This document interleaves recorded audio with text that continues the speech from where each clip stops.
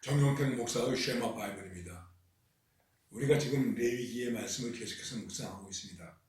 오늘은 레위기 19장 19절에서 37절까지의 말씀입니다. 부를 찬송은 219장 주의 음성을 내가 들으니 이 찬양을 함께 부르시면서 은혜가 되시길 바랍니다. 오늘 말씀은 이렇게 시작하고 있습니다. 너희는 내 규례를 지킬지어다. 내 가축을 다른 종류와 교미시키지 말며 내 발에 두 종자를 내 밭에 두 종자를 섞어 뿌리지 말며 두 재료로 직종한 옷을 입지 말며 만일 어떤 사람이 다른 사람과 정혼한 여종 곧 아직 속량되거나 해방되지 못한 여인과 동침하여 설정하면 그것은 책망을 받을 일이니라. 그러나 그들은 죽임을 당하지는 아니하리니 그 여인이 해방되지 못하였기 때문이라. 그 남자는 그 속건죄물 곧 속건죄 숫 양을 회막문 여호와께로 끌고 올 것이요 제사장은 그가 범한 죄를 위하여 그 속건죄의 수양으로 여호와 앞에 속죄할 것이요 그리하면 그가 범한 죄를 사함 받으리라. 37절까지 말씀인데 여기까지 말씀을 읽게 되었습니다. 이제 레위기서를 통해서 우리에게 주시는 하나님의 말씀의 교훈은 한마디로 거룩하라. 내가 거룩하니 너희도 거룩하라. 그리고 거룩하다고 하는 것은 무엇일까? 하나님께 대하여 내가 해야 할 도리를 제대로 하는 것이다. 그리고 그 다음에 또 한 가지는 사람에게 대하여 내가 해야 할 도리를 제대로 하는 것이다. 즉 이웃에게 관한 도리를 얘기하는 것입니다. 그런데 여러분 우리가 생각할 때 그 이웃이라고 하는 것은 어떤 것이 우리의 이웃이겠습니까? 여러 번 여러분들에게 말씀드렸습니다. 가까이 내 가족도 이웃입니다. 친척도 이웃입니다.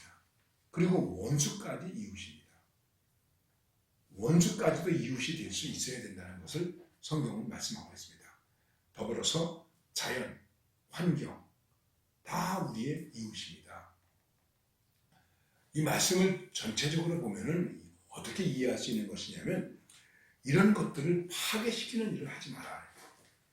하나님께서 우리에게 주신 우주적인 삶의 가장 기본적인 원리는 무엇이냐면은 모든 관계를 파괴시키지 말아요. 그 관계의 순수함을 유지해라. 요즘 이 과학이 발달해서 여러 가지로 품종 개량 이런 것들도 많이 합니다. 그런 것까지 우리가 어떻게 이야기할 수는 없지만은 오늘 말씀에서 보면은 무슨 교합을 하지 마라. 뭐 이런 얘기도 나오고 있습니다. 그것은 창조의 질서를 어지럽히는 일을 하지 말라는 것을 말씀하고 있는 것입니다. 하나님의 말씀은 우주의 원리입니다. 우주의 법입니다.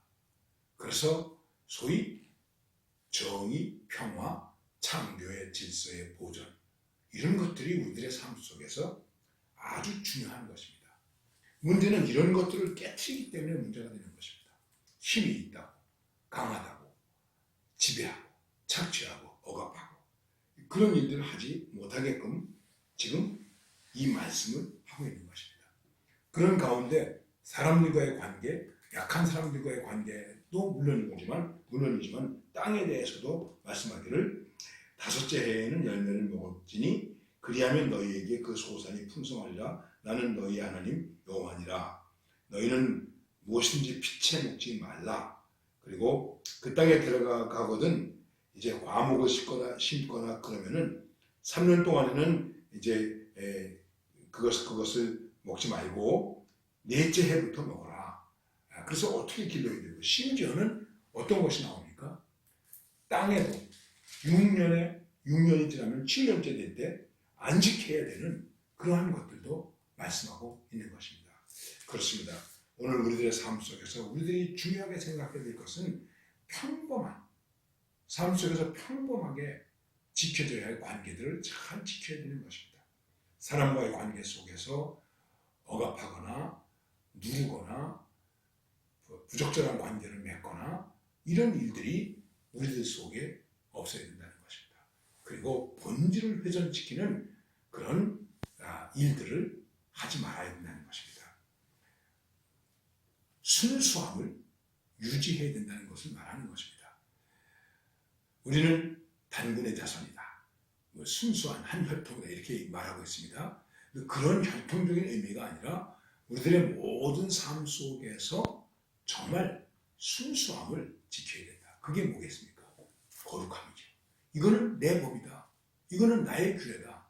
나는 너희 하나님이니까는 이 하나님의 규례를 지켜라. 이것을 말하고 있는 것입니다. 여러분, 하나님의 법은 하나님께서 영광을 받으시기 위한 하나님의 법이기도 하지만은 하나님의 법은 우리를 살리기 위한 법입니다. 우리를 잘 살게 하기 위한 법입니다. 우리를 풍성하게 살게 하기 위한 법입니다. 한 개인, 어떤 특정한 사람만 잘 살게 하고 그 사람만 무엇인가를 갖게 하기 위해서 주는 법이 아니라고 하는 것입니다. 이렇게 사람과 사람과의 관계, 사람과 관계되어져 있는 모든 상황, 이웃들과의 관계, 다시 한번 말씀드리지만 자연과의 관계, 이런 것들을 잘 할 때 그 속에서 진정한 거룩함이 이루어지게 되고, 진정한 거룩함이 이루어질 때 우리의 삶은 편안하고 은혜로워지는 것입니다. 풍성해지는 것입니다. 거룩함은 형식이 아닙니다. 허식이 아닙니다. 홍담이 아닙니다. 어떤 허상이 아닙니다. 인간이 인간으로서 해야 할 도리를 마땅히 하는 것이 바로 거룩함이라고 하는 것입니다. 이런 부분에 대한 거룩한 두려움을 가지고, 거룩한 실천력을 가지고, 거룩한 부담감을 가지고 살아갈 수 있는 하나님의 사람들이 되시기를 바랍니다.